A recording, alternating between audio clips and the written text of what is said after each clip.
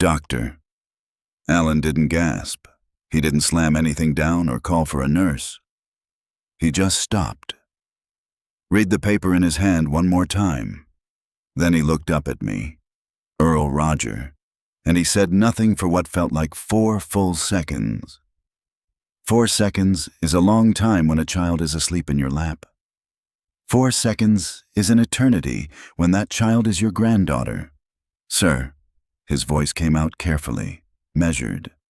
The way you talk to someone when you're not sure how they're going to react. How long has she been drinking this juice? Ruby, 7 years old as of last Friday. The birthday girl I'd let down was dead asleep against my shoulder. Not napping, not dozing. Out. The kind of sleep that doesn't belong on a Tuesday afternoon at 4 p.m. in a pediatric clinic off Poplar Avenue in East Memphis. I looked at her little face, then back at Dr. Alan. I don't know, I said. That's why we're here. Welcome to Dad's raw revenge. Get comfortable and remember, the people in these stories had every chance to behave themselves. They just chose wrong. Drop a comment, hit that like button, and make sure you're subscribed. Trust me, you're going to love it here. Let me back up. 2 hours. Same day.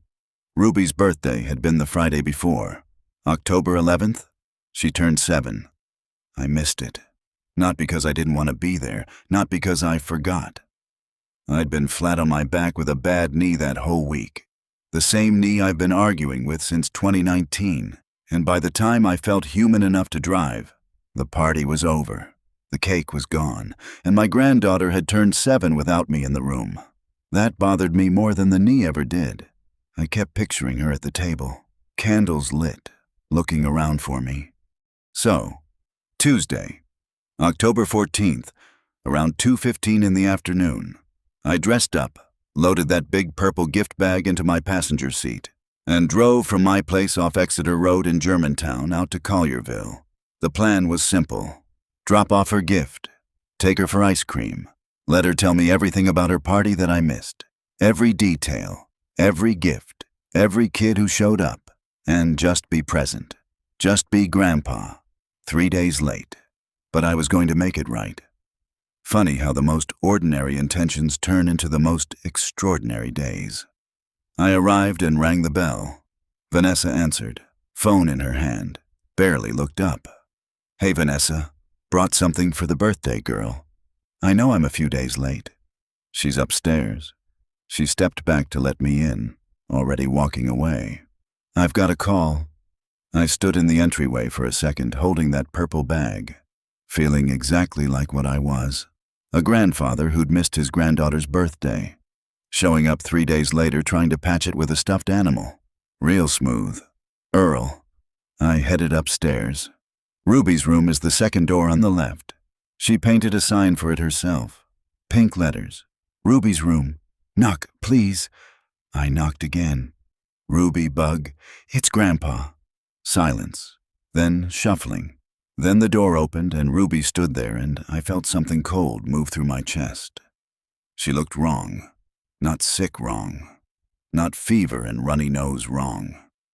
She looked heavy, eyes slow, a little unfocused, like she was looking at me through water. Grandpa, she smiled, but it came out delayed, like a text message that took too long to send. Hey, birthday girl, I kept my voice easy, crouched down to her level. Sorry I missed your party. Bug, you still celebrating? She leaned against the doorframe. I'm just sleepy. Sleepy.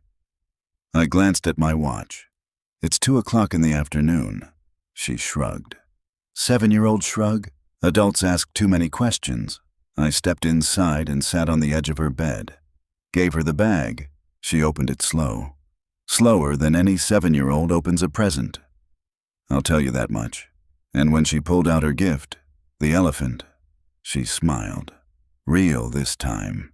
Wide and warm and completely her. I'm going to name her Grace, she said. That's a perfect name. She held Grace up and looked at her for a moment, the way kids study things they already love. Then she set her gently on the pillow, right in the center like she'd been saving that spot, and got quiet. That particular quiet kids get when they're working themselves up to something. I waited. She looked up at me, really looked at me, the way she only does when she wants to make sure no one else can hear. And she leaned in close, both small hands on my knee. My heart already knew. My brain just hadn't caught up yet. "Grandpa," she whispered, "can you ask Mommy to stop putting things in my juice? It makes me feel sleepy and I don't like it."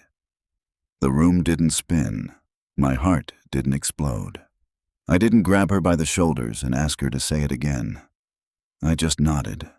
Once. Slow. Like she told me the most ordinary thing in the world. "Okay, baby." I stood up, held out my hand. "Let's go for a little ride. I want you to understand something about me. I am not a dramatic man, but I know when something is wrong the same way I know when an engine is wrong.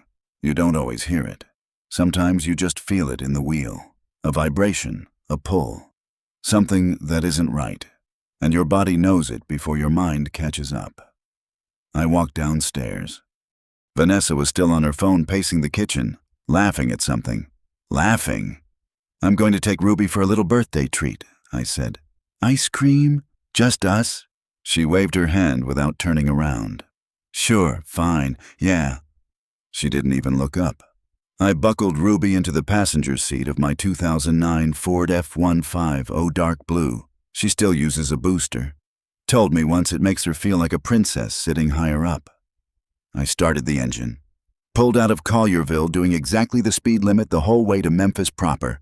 I didn't call Daniel, not yet. I didn't call the police, not yet. First, I needed to know exactly what I was dealing with. The clinic on Poplar Avenue was the closest pediatric urgent care I trusted. Doctor. Alan had seen Ruby twice before, both ear infections. Both times he was straight with me about what was happening and what wasn't. He knew her chart. More importantly, he didn't talk down to people. I walked in, told the front desk it was urgent, and when they called us back, I sat down across from Dr. Alan and told him exactly what Ruby had said, word for word. The whisper, the sleepy eyes, the way she'd moved slow all afternoon like she was underwater. He didn't dismiss me. Didn't give me the "oh, Grandpa's overthinking it" look that I was half expecting. He looked at Ruby, who was sitting on the exam table eating crackers from a paper cup like this was the most normal Tuesday of her life. And he ordered a full urine panel, talk screen, everything. "We'll have something in about 40 minutes, he said. We waited. At the 30-minute mark, Ruby climbed off the table, curled up against my arm in the chair, and fell asleep. Just went out, like someone turned off a switch. I sat very still and I stared at the wall and I thought about Ruby standing in that doorway, slow-eyed, leaning like she needed the doorframe to hold her up. I thought about the fact that I almost didn't come today, that I almost waited until the weekend. What if I'd waited until the weekend? The door opened. "Doctor." Alan walked back in. He was holding the results sheet. He looked at it. Then he looked at me, and he stopped. 4 full seconds. I counted. Then, "Sir, how long has she been drinking this juice?" "What's in it?" I asked. He sat down, turned the paper around so I could read it myself. "Diphenhydramine. You might know it better as Benadryl, children's allergy medicine. Perfectly safe at the right dose for the right reasons, though the results showed concentrations, his exact words, consistent with repeated intentional administration over an extended period. Not an accident, not once. Repeated, intentional, extended. I read that line 3 times. Then I folded my hands on my knee and I breathed in through my nose and out through my mouth. "Is her mother home right now?" "Doctor," Alan asked quietly. "Yes, Mr. Roger. I'm legally required to report." "I know." I met his eyes. "Give me 24 hours, please." He studied me for a long moment. Whatever he saw must have told him something. That I wasn't going to go off half-cocked. That I wasn't going to walk into that house in Collierville and burn it down with my bare hands. even though every single part of me wanted to. "Tomorrow morning," he said finally. 8 a.m. If I haven't heard from you by then, I make the call myself. Understood. We shook hands. I carried Ruby to my truck, buckled her in, started the engine. Grace, the elephant, was tucked under her arm. The drive back to Germantown took 19 minutes. I know because I counted every one of them. Ruby slept the whole way, mouth slightly open, breathing steady, one small hand wrapped around that stuffed elephant. Like even in sleep, she knew to hold on to something good. I didn't call anyone. I drove exactly the speed limit, and I let the silence do what silence does best. It organized everything. I thought about the purple bag, the 3 days I'd spent feeling guilty about missing a birthday party, when the whole time, right under my nose, something far worse than a missed birthday had been happening to my granddaughter in that house. I'd spent 33 years rebuilding broken engines. I knew that when the damage runs deep enough, you don't fix it with noise. You fix it with precision. And I was just getting started. The hardest thing about discovering a betrayal isn't the anger. It's the inventory. Going back through every moment you dismissed, every detail you rationalized, every quiet alarm you turned off because you trusted the wrong person. I didn't sleep that night, not because I was falling apart. I want to be clear about that. Earl Roger does not fall apart. I sat in my living room with the lamp on low, a cup of coffee going cold on the side table, and I thought methodically, the way I used to think through a rebuild. What do I know? What do I need to know? And what's the right sequence to find it out? What I knew. My granddaughter had been drugged repeatedly in her own home by someone who was supposed to protect her.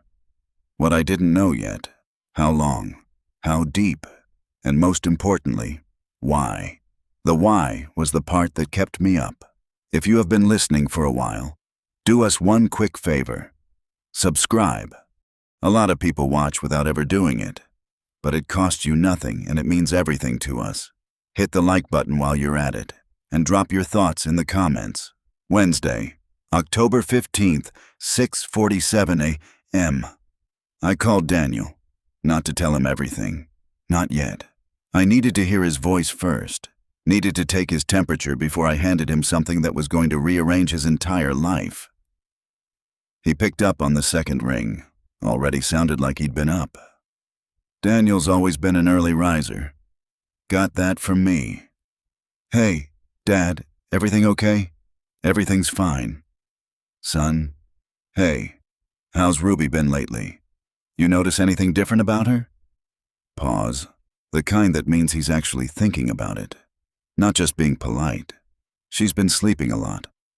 Actually, Vanessa said she's probably in a growth spurt." Another pause. "Why?" "Growth spurt." I kept my voice easy. "No reason. Just missed her birthday. Been thinking about her. Hey, would it be all right if she came and stayed with me for a week or two? Little grandpa time. I feel bad about missing the party." I could practically hear him smile through the phone. "Dad, she would love that. Let me talk to Vanessa." "Appreciate it, son." I hung up and sat with that for a minute. Growth spurt. Daniel had looked his daughter in the face. Slow eyes, heavy limbs, sleeping every time. And filed it under growth spurt because his wife told him to. That's not a bad father. That's a blindfolded one. There's a difference. I needed to remember that. By 9 a.m., I had an appointment with a family attorney named James Whitfield, a man I'd been referred to years back during Beverly's estate and never forgotten. Clears throat. Just a man who knew the law and didn't waste words. I walked in and laid everything on his desk. The clinic visit, doctor, Alan's report, the tox screen results I'd photographed with my phone. James put on his reading glasses and didn't say a word for 3 full minutes. Then he looked up. "Earl, you understand what this is?" "I do. Child endangerment, possibly aggravated, depending on duration and intent." He took his glasses off. "Who else knows?" "You, the doctor, me, Daniel." "Not yet." He nodded slowly. "Smart. Before you tell him, You want documentation he can't dismiss, because when a man hears something like this about his wife, his first instinct is denial. You want the evidence so airtight that denial isn't an option. He was right. He was absolutely right. What do I need? I asked. Medical records in your possession, pharmacy records if you can trace them, a timeline, and eyes on the house. He slid a card across the desk before I could even ask. Ray Dobbins, private investigations, Memphis and surrounding areas. He's thorough, James said, and he's quiet. I pocketed the card. One more thing, James said, leaning forward. When Daniel calls you back about Ruby staying, say yes immediately and get her out of that house. Today, if possible. Already planned on it. He almost smiled. You've done this before? But I've rebuilt a lot of broken things. Daniel called back at 11:23 a.m. Vanessa's totally fine with it. Said it might be good for Ruby to get some fresh air. Change of scenery. He laughed a little. I think she called it a bonding opportunity. Bonding opportunity. She'd handed my granddaughter over without blinking. Didn't ask how long. Didn't ask what we'd be doing. Didn't even get on the phone to say goodbye. Filed that away. I'll pick her up this afternoon, I said. I pulled up to the Collierville house at 2 p.m. sharp. Ruby was standing at the door with a backpack and Grace tucked under her arm. Vanessa was somewhere in the back of the house. Didn't come to the door. I buckled Ruby in. She looked better than yesterday. A little brighter, a little more present. One night without the juice, maybe. Or maybe just being away from that house already. Are we going on an adventure? Grandpa? She asked. The best one, I said. And I meant it in more ways than she knew. I'm going to tell you about Vanessa now, and I'm going to be fair about it because fair matters, even when you're angry, especially when you're angry. She grew up hard. I knew that much from Daniel. Single mother, South Memphis, scraping for everything. She'd made something of herself through sheer force of will. Good job, good address, good image. When she met Daniel, she was 26 and focused and impressive as hell. I liked her at first. I want to be honest about that too. But somewhere along the way, and I didn't see it. None of us did. The life she'd built stopped being something she loved and started being something she maintained. Daniel traveled for work constantly. Ruby was loud and bright and demanding in the way that only truly alive children are. And Vanessa was somewhere in that house feeling like the walls were closing in. I'm not saying that justifies a single thing she did. No. I'm saying I understand the difference between evil and desperate. And I've learned that desperate people do evil things, too. What I didn't know yet, what Ray Dobbins was about to show me, was exactly how desperate she'd gotten. Ray called me Thursday evening, October 16th. Mr. Roger, I've got something. You want to meet? How soon can you be at the Perkins on Summer Avenue? 20 minutes. He was there in 18, stocky guy, quiet eyes. The kind of man you'd never notice in a crowd, which I imagine is the whole point. He ordered coffee, slid a manila folder across the table. I opened it. Oh, photos.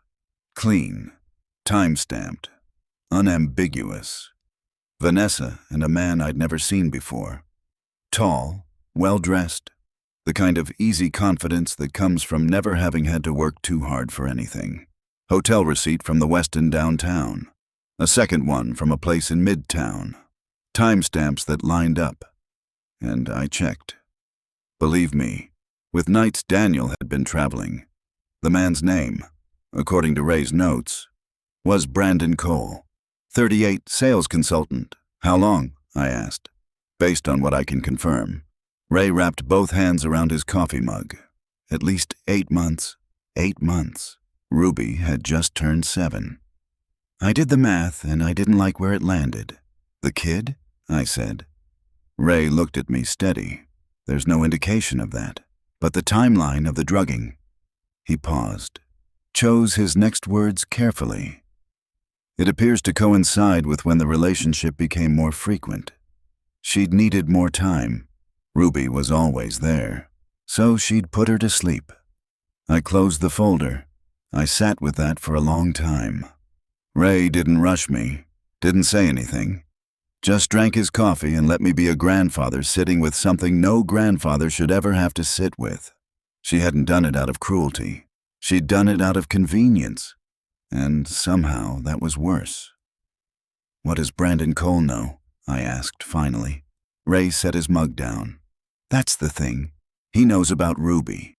He's been told she's a difficult kid." He paused. "He's never asked a follow-up question." "Coward. 2 of them. 2 adults in that house. 1 by marriage. 1 by choice. And neither one of them had looked at a 7-year-old girl and asked a single question worth asking. And then there was Daniel, my son, working himself to the bone, trusting completely, missing everything. I paid for the coffee, stood up, tucked the folder under my arm. "Ray," I said, "I'm going to need everything documented. Dates, times, locations, airtight. Already working on it." He said, "Good man." I drove home on Summer Avenue with the windows down. October in Memphis has its own smell. Something between cut grass and coming cold. That last breath of warmth before the season turns. Ruby was at my house, asleep in the guest room. The real kind of sleep this time. Natural. Safe. Grace the elephant on the pillow next to her. I stood in the doorway and watched her breathe for a moment. Then I went to the kitchen table and I opened my notebook, the same one I used to use for engine logs. And I started writing. Dates. Observations. Everything, Doctor. Alan had told me. Everything Ray had just handed me. Every piece of it, in order, in my own hand. I called James Whitfield and left a message. "We're ready to move." Then I picked up the phone and called my son. Not to tell him everything. Not tonight. Just to say, "Daniel, I need you to come home." Daniel showed up Friday evening, October 17th, around 6:30 p.m. He pulled into my driveway in that silver Audi he loves, and walked up to the door looking like a man who thought he'd been called home for dinner, relaxed, unbothered, jacket over one arm. He had no idea. Ruby was already asleep in the back bedroom. I'd made sure of that. What was about to happen at this table was not for 7-year-old ears. Not tonight. Not ever. If I could help it. I'd cooked pot roast, cornbread, the same meal I made for Daniel every time life handed him something hard. When he failed his junior year exams, when his first business fell apart at 29, he didn't know it was a ritual. I'd never told him, but I'd done it every single time. Some things you do without explanation. You just do them. He came in, hugged me, looked around. "Something smells good.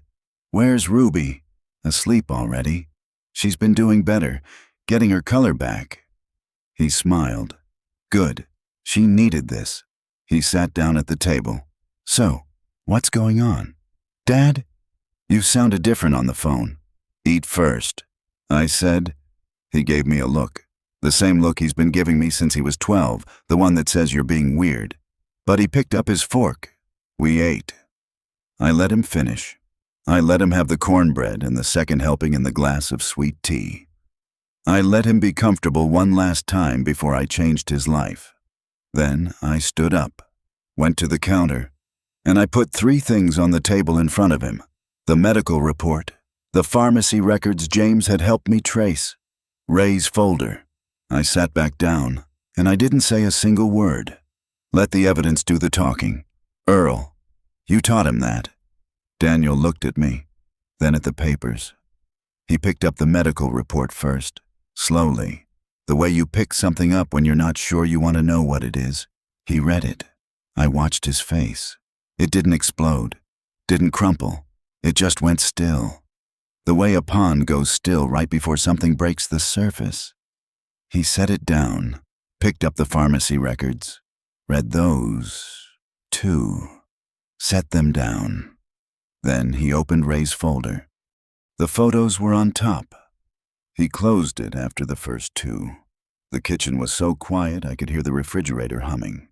Then Daniel stood up, very slowly, very controlled, and he said, "Excuse me for a minute."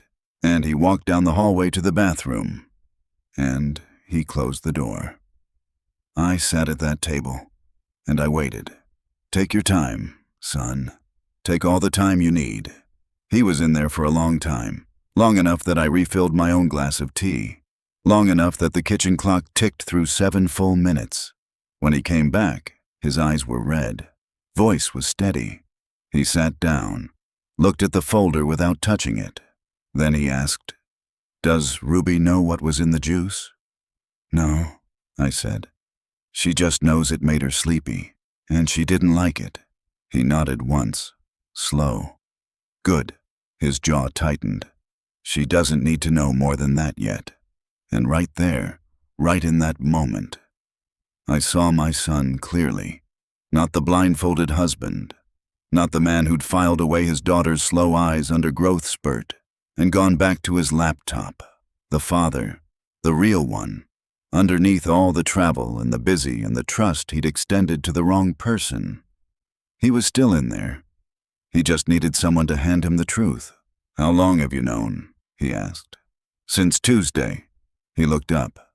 "You've been sitting on this since Tuesday.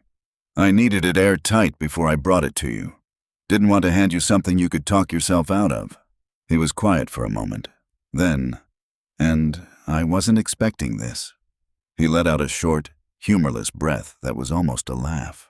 "You rebuilt the whole engine before you showed me the damage." "Force of habit," I said. He looked at the folder one more time. Then he pushed it to the side and pulled out his phone. "I need James Whitfield's number," he said. "That's my son." Daniel didn't confront Vanessa that night, or Saturday. He spent the weekend at my house, sleeping in his old room, eating breakfast with Ruby, watching her carry Grace around the kitchen while he drank his coffee, just watching her, storing it up. Sunday, he drove back to Collierville, alone. He'd spoken to James twice, moved money into a separate account Saturday morning, photographed documents in the home office, done everything methodically, carefully, without a single unnecessary move. He learned that from somewhere. Monday morning, October 20th. He waited until Ruby was at school. I had driven her myself, signed her in, made sure she was safe. And then he walked into that kitchen in Collierville, and he sat down across from Vanessa at the same table she'd photographed for social media with the caption "Sunday Mornings," the one with the good light and the coffee mugs arranged just so. He told me everything that evening, word for word, and I'm going to tell it to you the same way. She was on her laptop when he came in, looked up, smiled. Normal Tuesday morning. He sat down across from her, and he slid the medical report across the table. She looked at it, looked at him, and he watched the smile dissolve in real time. She started talking immediately. That was her first mistake. She went straight to explaining instead of asking what he already knew. "Daniel, I can explain. She was having trouble sleeping, and I just—" He let the silence sit there for a full 10 seconds. Then he reached into the folder and put the pharmacy records on the table. Then the photos. She looked at the photos of herself and Brandon Cole, and she went completely still. "I trusted you," Daniel said. His voice never raised, not once. "With my daughter, with my house, with my name." He stood up. "You used all 3. Daniel, please. Ruby is my daughter, too. I love her. I would never. You drugged her, still calm, still steady, for months, so you could have more time with him." He picked up his keys from the counter. "Whatever story you need to tell yourself about that, that's yours to carry, not mine." He walked to the door. She said, "Are you going to take her from me?" He stopped, turned around one last time. "You did that," he said. "Not me." And he walked out. I want to tell you how it ended. Not the dramatic version, the real version. Because real justice doesn't come with a soundtrack. It comes with paperwork and court dates and a whole lot of waiting. But it comes. Full custody awarded to Daniel. 60 days after he walked out that door. Vanessa's attorney tried to argue stress, mental health, extenuating circumstances. James Whitfield put Dr. Allen on the record, put the talk screen in front of the judge, put the pharmacy records, 7 months of purchases, traced and documented, on the table. The judge didn't need lawn. Supervised visitation only, pending a full CPS investigation. Child endangerment charges filed by the DA. Brandon Cole, when investigators contacted him, cooperated immediately and completely, gave them everything, dates, locations, conversations, handed Vanessa over without a second thought to protect himself. The coward served justice one final time. The house in Collierville sold in a divorce settlement that left Vanessa with considerably less than the life she'd curated so carefully. The Instagram page went quiet. The seasonal wreaths stopped changing. The stone mailbox belonged to someone else by December. Not with an explosion, not with a scene, with paperwork, the way real things end.